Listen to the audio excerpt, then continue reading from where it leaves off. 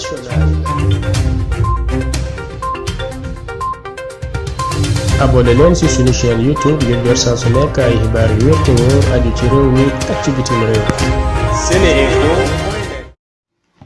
Internautes de SeneInfo.net et SeneInfo International, bonjour, bienvenue au résumé des actualités de ce lundi 24 août 2020. D'abord, les nouvelles du pays. Dimanche macabre au quartier d'Abakh à l'entrée de Tivaouane, un homme répondant au nom de Cheikh Fall aurait tué sa femme Pendaba et sa fille de moins de 2 ans avant de se donner la mort par pendaison. La police scientifique a fait le déplacement depuis Dakar pour pouvoir élucider cette affaire. Pour l'heure, seule l'issue de l'enquête pourrait éclairer la lanterne des uns et des autres. D'après le commissaire Ousmane Diop, ils sont dans une phase de constatation. L'enquête va suivre son cours. Le bureau exécutif du syndicat des travailleurs de la justice a décrété 72 heures de grève renouvelable couvrant les lundis 24, mardi 25 et mercredi 26 août. La lutte et la résistance sont pour eux l'unique issue de secours pour les travailleurs de la justice contre ce qu'ils appellent l'agression du gouvernement qui foule impunément au pied les droits acquis des travailleurs de la justice comme si ces derniers étaient moins que des citoyens sénégalais. Le directeur de l'Office national du baccalauréat a rejeté la non-fiabilité de la méthode choisie cette année pour communiquer les résultats aux candidats, c'est-à-dire l'envoi de SMS. À en croire Socé Ndiaye, il n'y a aucune possibilité de fraude ou de tentative de gens mal intentionnés pouvant impacter sur la fiabilité de cette méthode qui, précise-t-il, a déjà été utilisée dans le passé. On a mis en ligne un formulaire de collecte avec ce formulaire, ils nous donnent leur numéro de téléphone mais aussi d'autres informations que nous allons utiliser dans un masque de récupération pour pouvoir prendre les données. Mais si un seul caractère manque dans l'information donnée par l'élève ou qu'un quelconque changement soit noté, l'information ne sera pas récupérée. Par exemple, pour quelqu'un qui s'appelle Chérif et qui écrit Sharif, ça ne passera pas. Tout le monde peut s'inscrire, ce n'est pas grave, il n'y a que les concernés qui seront récupérés, a-t-il expliqué.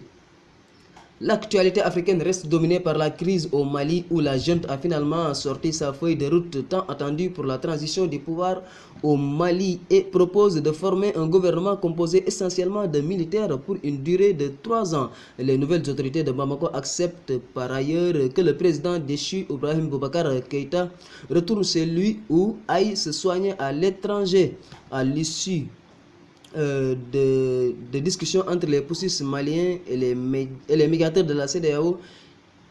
Ils se sont accordés à tourner la page IBK.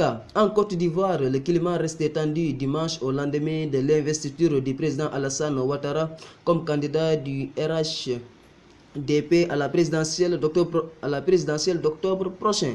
Des violences ont eu lieu tout le week-end dans plusieurs régions du pays. 2 personnes ont été tuées à Divo dans le nord-ouest selon des sources hospitalières.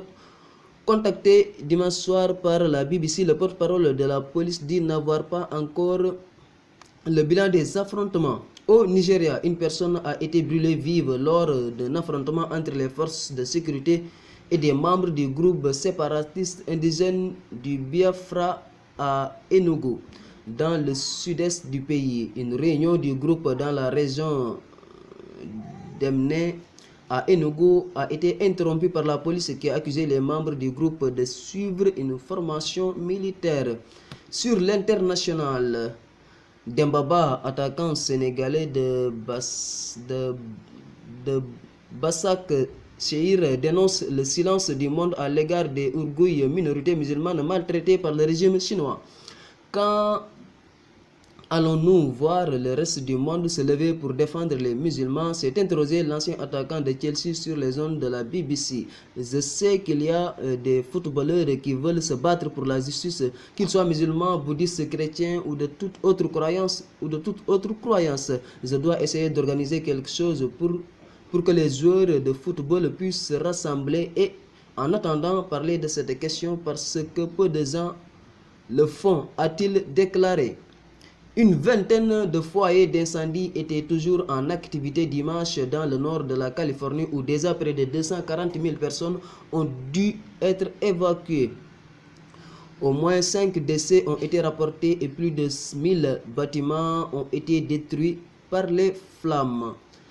Nous terminons par les sports. Le PSG a été battu 1-0 en finale de la Ligue des Champions par le Bayern Munich sur un but inscrit par le Français Kingsley Coman de la tête à la 58e minute de jeu. Après une première période très mouvementée des deux côtés, les hommes de Thomas Tuchel ont énormément souffert durant les 45 minutes suivantes. La victoire méritée du Bayern Munich permet au club allemand de remporter pour la 6e fois le prestigieux trophée de la Ligue des Champions. Le PSG a donc raté l'occasion de devenir pour la première fois champion d'Europe comme l'a été l'Olympique de Marseille en 1993. Déçu par la défaite de leur club, des supporters parisiens ont manifesté autour du Parc des Princes et près de l'avenue des Champs-Élysées. La préfecture de police de Paris a annoncé que 148 personnes ont été interpellées dans la nuit, notamment pour dégradation, violence ou jet de projectiles sur les forces de l'ordre. C'était tout pour aujourd'hui. Merci de votre attention. Sénéinfo International. Sénéinfo International. abonné leen ci suñu chaîne YouTube ngir jot saa su nekk ay xibaar yu wér te wóor aju ci réew mi ak ci bitim réew. Sénéinfo